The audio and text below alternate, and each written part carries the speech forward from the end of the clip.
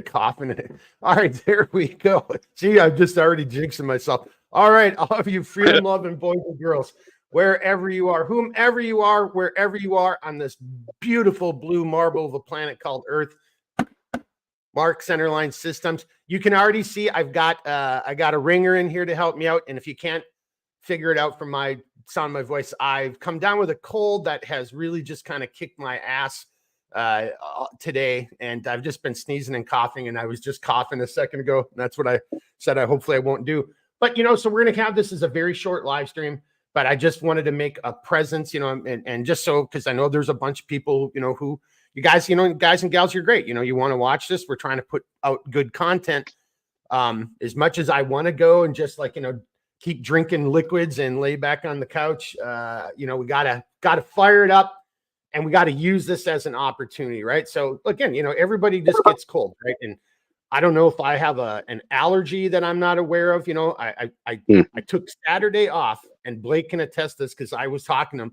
I took Saturday off to go fishing and hanging out and I felt guilty about that. But there was a lot of pollen out there, and I don't know if I've just now realized I'm allergic to something, but pollen can suck it. So Blake, I know you want to go there. I'm going to probably let you do most of the talking. And, Sure. But let's just talk about that. You got to take care of yourself, physical fitness, food, hydration, all of this stuff matters, man. It's not, you're not a right-wing conspiracy theorist because you're healthy or whatever the hell they claim now. Right. So. Right. Well, no, for sure. I mean, that is going to be one of the cornerstones. And good evening, everybody that's watching, by the way. And the popples are blooming right now. There's like what looks to be snow falling from the sky in northern Minnesota from all of the popples pollination process. But anyway, no, the food, eating right, keeping care of yourself, especially in this day and age right now, building your body, trying to get ready for, really about anything is going to be tantamount for everybody to do.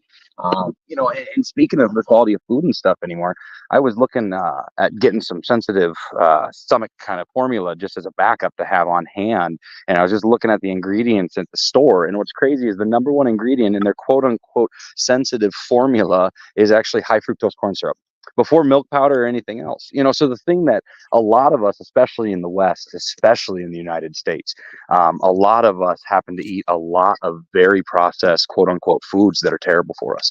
And one of the things kind of like we've been talking about these last couple episodes is community building, things like that, is the ability to produce your own food, your own ability to store it. Things like that are extremely important to take into consideration. So, we do a lot of canning around here.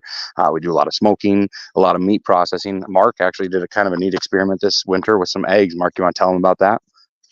I watered last eggs I got from your chickens, and I had them 4 months later, and they were phenomenal, and it was awesome. And it's something that, again, kind of going to what we're saying, and we will do more of this. And, again, when we're the canning, I'm probably going to get my aunt involved and have her in studio and just do a little live stream, just talking about, here's some of the, if you've never done it, here's some of the things, the pitfalls to avoid, the tools that you need, and why this is better. And, there it is. I mean, everything for a reason. I wasn't sure if I was going to do a live stream tonight, but I was talking to a customer, and, the conversation just got into what we're talking about right here, Blake, which is about eating better and how much preservatives and how much we've been weakened by just so much of the store bought and the crap that's being thrown at us. Absolutely. I mean, I've seen a chart, and I don't want to speak out of my ass here. Definitely do your own research. Take what I'm about to say with a grain of salt. But I saw a chart a while ago that was tracking the introduction of high fructose corn syrup into the diet of the United States. And it tracked like 1-to-1 with the introduction of a huge growth of diabetes. So I'm not going to say that's pretty anecdotal, if that is accurate, but it does go to show you that what we call food, well, it isn't really food. And like Mark was just talking about with canning with his aunt and things like that, it's what we were talking about too last time with the community. It's not all kinetic. If you can't eat, well, you can't do anything else, because if you can't take care of yourself, you can't move, you can't ambulate, you can't go out and do things, you can't continue to provide more food for your family. So anyway, I guess really in the sense of just keeping this kind of short, that's the message tonight, is just really start thinking about how you prepare your food, what you eat, what you put into your body, keep hydrated, I guess that's really kind of what I got to say about that right now. Well, and also, just taking care of yourself, like, yes, Hmm. could I have worked all day? I could. And would I be even worse? Most likely. Probably. Could I have made a mistake and then done something, to, negatively impact, someone's product Yep. and then yeah, yeah. So no, sometimes the right thing to do is suck up your pride and, your tough guy stuff and take care of, the temple that you call your body, because, Absolutely. your body's saying, I need rest right now. Well, I guess I need rest from being stressed out of taking a day off. But Well, and hey, I'm gonna take this in kind of a really quick weird direction, but I love history and I kind of love what certain things, especially old architecture, stand for. The cathedrals of the old world are one of the most amazing things because it was multi-generational structures of craftsmen of the highest quality that put aside their own personal grievances, that put aside their own personal feelings about things, and they built something simply for the divinity of God, to build something greater than humanity as a whole. And they came up with literally some of the most amazing architectural wonders that has ever existed in humanity. It should be the due diligence, whether you're a Christian or not, is irrelevant. If you do something, you should do it to the best of your ability. And if you don't allow yourself to heal up and get well, you can't do something to the best of your ability.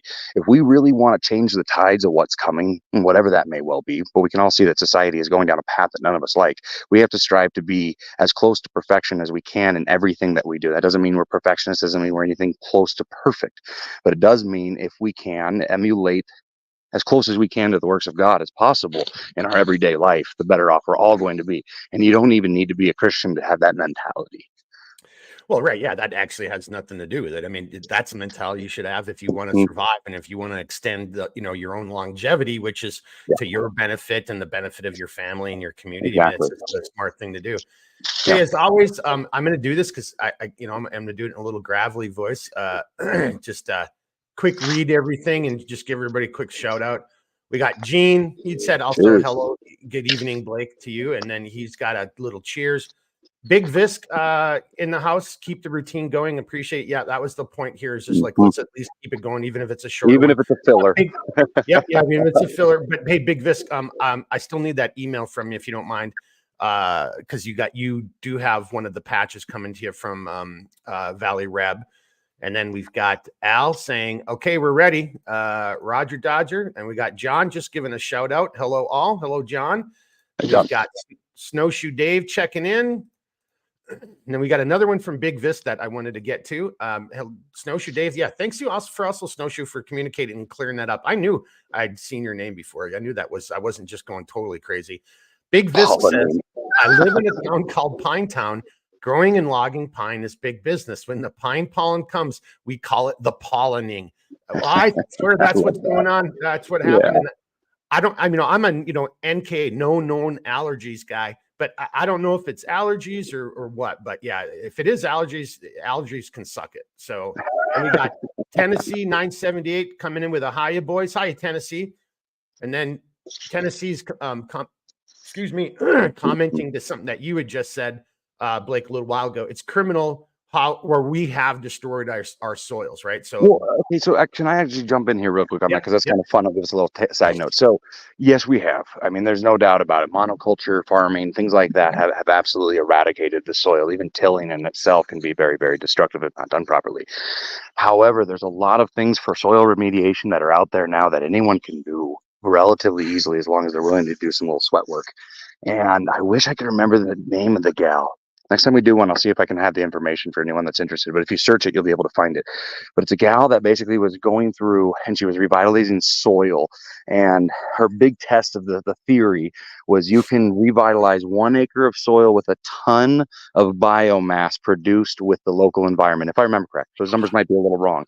And she proved this in South Africa. There was this number one tomato farmer in South Africa. He produced all the tomatoes for this local area for, whether commercial production, restaurants, et cetera, et cetera. Well, because of the content of the soil in South Africa where he was at and farming, you would be able to grow 1 year worth of tomatoes, and then you had to let the field go fallow for, I think, like 3 or 4 years. Yeah, that's And the standard practice is usually yep, letting it fallow for about 3 or 4. Yeah. exactly. So she went to the farmer and she said, "Hey, okay, I tell you what, I'm going to prove to you that what I do works.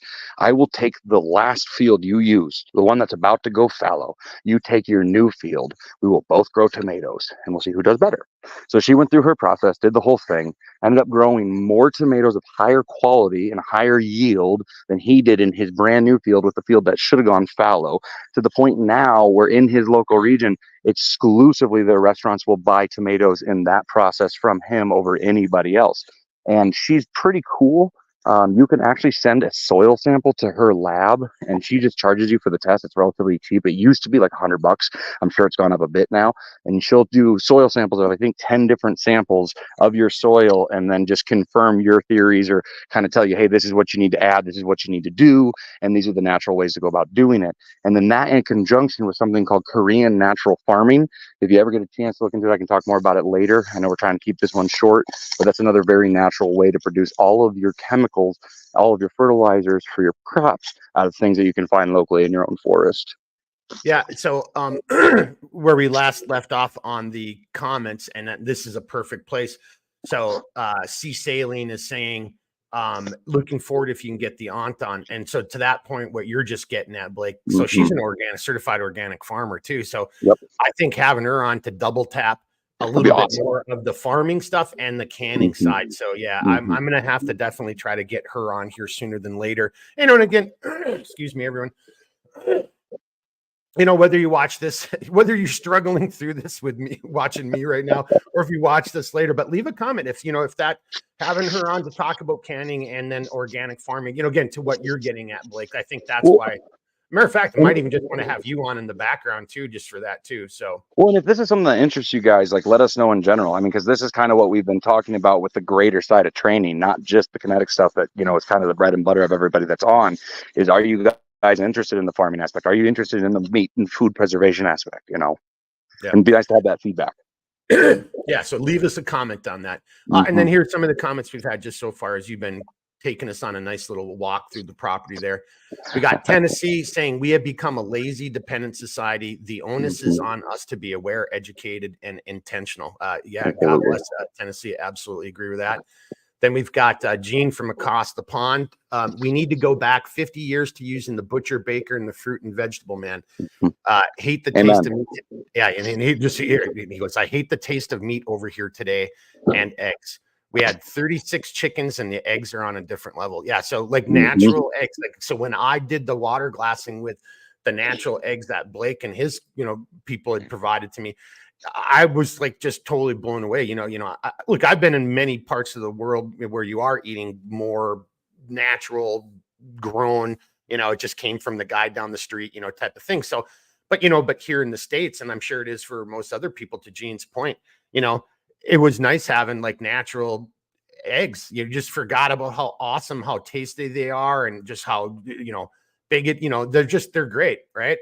Then Big Visk giving me shit saying, you don't have my address memorized yet. No, I do not, sir. But I tell you what, this time I am just going to print it out and just leave it up where the orders, because you do seem to win quite a bit. And yeah, I have been sending you some stuff. So I think I will have to memorize it, sir. Snowshoe Dave kind of saying he went out to work this morning and the hood of his red truck was covered in a yellow dust from the trees. Snowshoe Dave, that's Big Visks. That's the pollinating. I see his earlier comment is pollinating. Stranger, did you ever get yes, I got your information, sir. And that was going to be something that was going to come up tonight. I don't know if you caught that this is going to be a shorty, but yeah, I got your information. I'm just waiting for the other Mark for the Marky Mark show.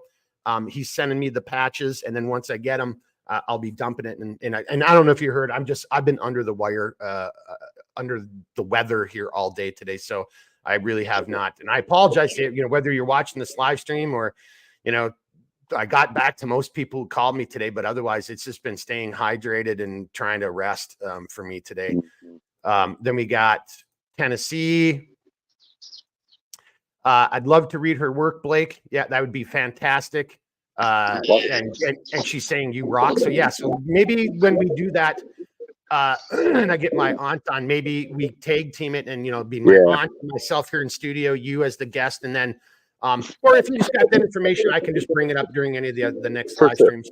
Yep. Well, and that goes back into like almost done. We just got 2 more comments and then we're caught up.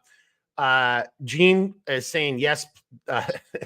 He wants to see the canning video from the Jedi Lord of Canning, as he described. I mean, that's pretty good right there. And then now Tennessee's asking a specific question for you, Blake, and then I'll hold questions or I'll hold comments until after that. And then I think what we'll do is after you address it, I'll read Tennessee's question. After you address that, I'll probably read the other comments and we'll probably wrap it up. But her comment is she needs an organic cure for cheatgrass, and she wants to know if you have any ideas. You know, and I don't know why I said Man, cheat. I think I know who you are, Tennessee. But if you're not the Tennessee from last time, then I apologize. Yeah. So anyway, continue, Blake. Okay. I made a note because I honestly don't know what cheatgrass is, but I've got a big old library downstairs of books. I can definitely go through it and just kind of see what we've got, if there's anything that at least comes up for it. And that goes into kind of, I think I've mentioned a little bit about it. Oh, how the hell does this go away? Hold on. Sorry, I've got a thing on my phone. We mentioned a little bit about it last time. Is I am hoping that if this is a project that takes off and we can actually kind of start making it work and where it's worth our time to do, I do want to digitize my library because I've got a lot of stuff that's in public domain that would be completely legal to put up there. That would basically be a potential very good resource for anybody that wants it digitally. But let me look into that. Yeah, Tennessee, I'm not entirely sure. I'll do some looking though. So. All right. Well, so I think, you know, what we are getting for the comments is we kind of just, you know, we're at 15. So yeah, you know, I'll kind of just read comments and then let you kind of final comments there in response. But you know, to this point, I think we're getting the clues that the canning and the soil, the other aspects we have to do. Yeah. So Al is saying not only have they found trace microplastics in just about every water source, but they've also found nicotine there as well. Yeah. So again, plastic. Yeah. Then Big Visk raises his own chickens for eggs and occasionally meat. He cannot eat store-bought eggs anymore. Yeah, so I can't either, man. It's crazy. Yeah, right. Seriously, there is a difference. Yeah, matter of fact, you and I need to talk. I need another refill, man. I need another dose from my. Dude, I'm so behind the ball on chickens this year. Usually I would have about another 15 ready to go, getting within a month or two of laying eggs, and we haven't even gotten chicks yet. We were going to try to incubate our own eggs this year because we got a rooster last year, but my incubator broke and we haven't been able to get it up and running. So yeah, but I need to get chickens going bad. So. And then we got Stranger just kind of responding to my back and forth with him. He's got it. And then Tennessee is saying, I have my 3 girls, Lucille, Thelma, and Shirley. I'm assuming these are chickens is what I've got there. And then pretty much almost caught up. So here we got then Stranger. Yep, you're good. Gotcha. Thank you, sir. And then Tennessee again, Eastern Oregon. Yep. Yeah. Okay. Yeah. In fact, we got an email going back and forth with you too there. I don't know if you saw my response to your contact us email, Tennessee. And then last comment from Tennessee, and then I'm going to turn it over to you for closers here. I love those glasses, by the way. Those are it's Tennessee saying explosions, a veritable treasure trove. Blake, thank you so much for your help. Bullseye. Okay, so I think that kind of sums it up. And we're gonna have to get Barb on here and have that conversation too. So on that note, take us where you want for however, you know, whatever, you know. I can sit here and be quiet for 5 minutes for once. Sure. Yeah, no. So I actually really would like the idea of getting the treasure trove, as you say, up and running the library, because it's something that it's been a real passion for me, is collecting physical media for a long time. You know, it probably stems from a little bit of a quote unquote crazy concept, but books don't need power. That's one of the reasons I absolutely love them. And so we'll look into seeing if we can get that done. There's a couple high-speed scanners that I've been looking at that work pretty well for book scanning. They would also have to look at different server setup space and that kind of stuff, but that's probably a down the road sort of thing. Or maybe I try to do it in chunks, that sort of thing. But I can also just some of the better titles that I have potentially just get some information and names out there and stuff like that. But that's kind of the thing is the preservation of the old, and really it's kind of the philosophy that I live on my farm here, my property here. It's the blending of the old world with the new world. There's a lot of old world techniques, old world things that work exceedingly well that sometimes don't even require power unless it's your input itself. There's a lot of modern things that can drastically speed up the amount of time it takes to, or save the amount of time that it normally takes to do a chore or something along those lines. So I think if you can blend the old world, it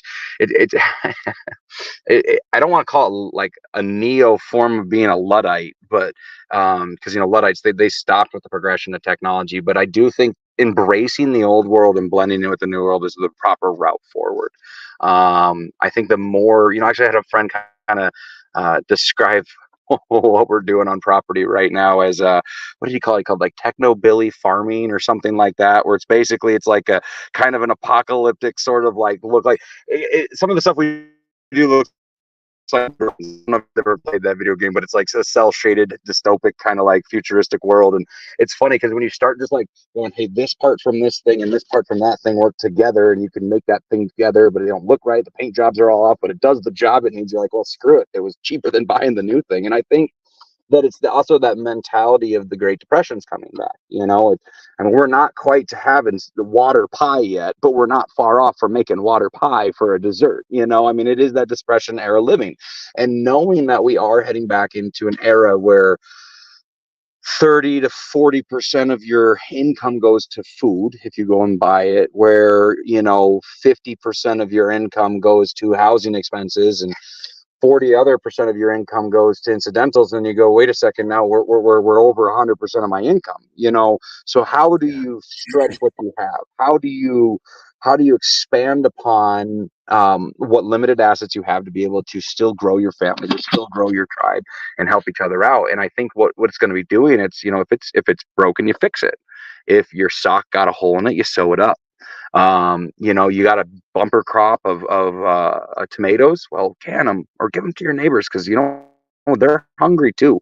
Look in your neighbor's bowl only to see if it's empty. If it's empty, fill it up. And it's that community growth, that helping each other out, where the more of you that can, and this is really an ancient theory. And you can see it done in different groups all around. Find your tribe and keep the money just going around in your tribe. Help each other out. If you got something you're not using and a friend needs it, all right, horse trade for it. So that helps them out too. Things keep going, keep more of your money. I just think that Great Depression mindset is really something that needs to come back. So that's where I'll leave that. Well, you were, geez, excuse me once. I had to mute myself. I knowingly muted myself and unmuted myself for once in the history of marketing, right. The mute button. Hey, but you broke up there a little bit at the end. You kind of started talking about, develop your clan, develop your tribe, and then keep it going. And then you broke up pretty good. Why don't you just kind of say that again? Because I think I know where you're going. I think that's a pretty good way to kind of end it. Well, I think the way the term I used, I kind of liked it actually, but it's develop the Great Depression mindset. If it, don't throw it out. If it's broken, fix it. If your neighbor needs help, help them. Your clothing's getting holes in it, sew it up. You got a bumper crop, can it. It's just think long term. Try to think of how you can save as much as you can and help each other out as much as you can. And the more people you have that are doing that in tandem together, the easier your life is going to become, because you have a greater support network. So. And there it is, a support network. Build your community. Amen. Keep it strong. And when you, look, maybe I'm overdoing it a little bit because I now have my mobility back, but you got to stay healthy. You got to stay strong. You got to build your body. Yep. That's just as important as that community, right? Because, and one last thing I'll say, because I always loved this growing up, but it's the scene, and I know Braveheart is not his super historically accurate movie, but it doesn't matter. I love it. I'm a dude. It's one of my favorite movies of all time. The beginning scene when William Wallace's brother and father are being laid to rest, and his uncle sees him eyeing the claymore or bastard sword that's on his hip, and he goes, first, and then he pokes him right between the eyes. He says, learn to fight with this, then learn to fight with this, and he points at the sword. And I think that needs to be the mentality of everyone. Yes, we absolutely have to build our body, but this right here, this is the greatest thing that we have. This is the greatest tool. This is what keeps us alive. It's the most dangerous weapon if it's done absolutely. Right. Absolutely. Hey, we're going to take it out on that because I've got a little cough and I've already had to mute myself. But I think Gene kind of maybe just came up with a nice little slogan. I don't know if you see that. Keep your tribe close and keep close to your tribe. Amen, brother. That's awesome right there, James. Well, any final comments on your side? I mean, we said we're going to be short, but look, it's been 25 minutes and it just goes by so quickly. It's not a long time, but we like final to blow comments V8. on you, and then what's that? Oh, that's my final comment. We like to blow V8. Well, it's also that it's not really a whole lot of time, but right, it goes the fast. mosquitoes are friggin' terrible. This rain we've got. Oh yeah, they're already here. Northern Minnesota, our state bird has arrived, the mosquito. So yeah, we got that going for us. And I just got a call from Grandma, so which means I probably got to go get my boy. Okay. So. All right. Well, I appreciate everything, and thanks for coming on and just sharing. I know it was a little bit short, and we were kind of just winging it, but I appreciate it. And anytime, the same goes to everybody who joined on the live stream here and put up with this these shenanigans and nonsense. And one last thing I do want to say, thank you to everybody for the feedback. I don't know how many is watching right now, but like the comments, I love it, dude. Like keep them coming in. That's going to help us build what the community really wants and hopefully really grow both our digital and our physical community. So thank you to all of you very much for the feedback. I love it. Yep. Nope. And that's why it's just I mean, they're really just there still are great men and women out there, right? So find your tribe, start making a tribe, even if it's this right here, or there's other people doing the same thing, so find that place where you think it's value added and just there's nothing wrong with that. I mean, it's not taking pictures of what I had for breakfast, and sharing it. I saw a great comedian talking about what the future comedians or if you travel into the future, what your great grandparents they're just going to be showing all like the selfies and everything they took. Whereas like you look in your grandparents did a photo album and it's like they're all dressed nice and they're hanging out with like it's just a very completely different thing. So yeah. Hey, different Snowshoe times, Dave with the last one saying thank you, and this is what we need. Snowshoe, thanks you for the comment. Blake, final things. Otherwise, I'm just gonna let everybody know we got. Well, here, let me just do it, and then you can take it out. Okay. So hopefully, I mean, I'm feeling better here near the end of the day, but this whole day kind of sucks. So, but I don't see myself being ill like this on Thursday. We got another great guest coming on Thursday, Brett Gaba. Excuse me. And he's big into fly fishing, and he's got a truck that he is totally tricked out. And Blake knows exactly what I'm talking about right there. So